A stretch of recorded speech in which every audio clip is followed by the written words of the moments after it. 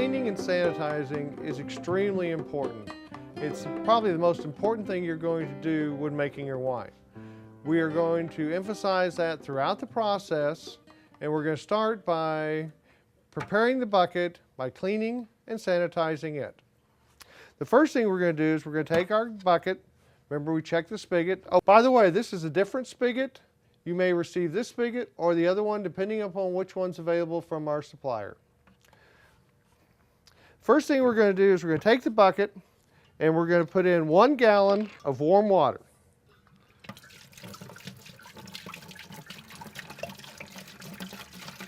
As you notice, and you're going to see as we go through the process, these 1 gallon glass jugs come in very handy.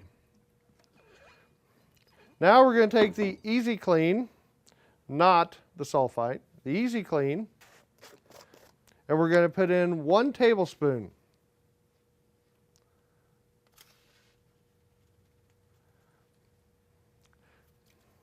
Now, there's no need to make up more than 1 gallon cleanser at a time. It's only good for 4 to 5 hours, so when you're done with it, you're going to throw it away. So you make up 1 gallon, and you want to stir well to make sure and dissolve all the powder. And the reason we use warm water is it helps to dissolve the Easy Clean.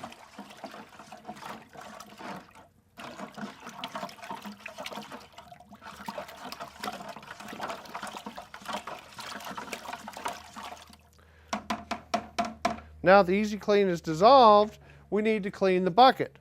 This is where I think a kitchen brush comes in very handy, because what you can do is just use it to go up and down inside of your bucket. It also will help clean the inside of the spigot. Alternatively, some people just kind of slosh it around like this. Well, now we have cleanser in here. Let's take these other things we're going to need and go ahead and clean them. This is the hydrometer once again, the thermometer. Let's go ahead and clean our mixing cup.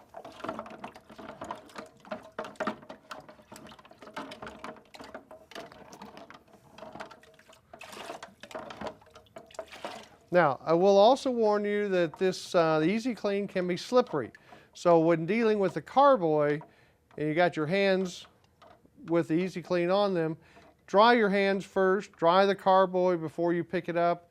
Carboys like to shatter into a million pieces when they break. Okay, now we're going to take the cleaned items out of the bucket, and we're going to save the cleanser. And I'm big on saving the cleanser until you're done, because I've found that on numerous occasions I thought I had cleaned everything and I hadn't. So now we're going to empty the bucket into another mixing bowl. We use the 2 gallon bucket here. You know, any type of mixing bowl, pitcher, just something to save your cleanser in case you need it. Now we're going to mix up some sanitizer.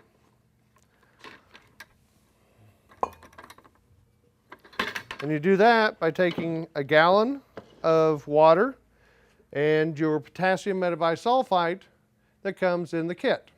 Remember, this was in the Ziploc bag. Now, for your wine, for long-term storage, we're going to want to add 1/4 teaspoon of this prior to bottling. So don't use it all. Save 1/4 teaspoon. So what I'm going to do is just open it up. I'm going to take this funnel, and I'm just going to pour it in there. But once again, I'm not going to pour it all.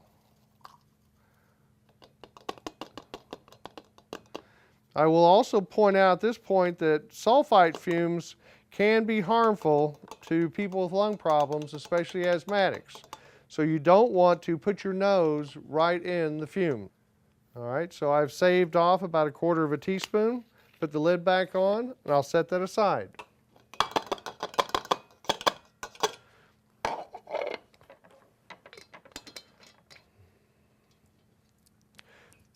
Now, the nice thing about the sulfite solution is it will keep for 2 to 3 months if you keep the lid on it in a sealed container. To tell if it's any good, you can smell it. If it smells like sulfur, then it's still good. Now once again, don't stick your nose right into it. Waft a smell towards your nose to tell if it's any good.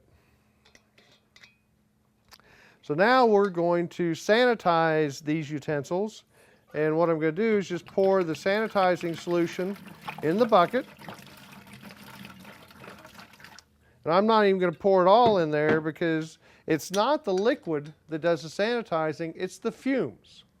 So what we're going to do is we're going to take our utensils, we're going to put them in the bucket, we're going to put the lid on it, and let it sit for a couple of minutes, and that will sanitize our utensils. You know, I think we're finally ready to start making some wine. In the next step, we'll go through the kit and we'll start making up the must.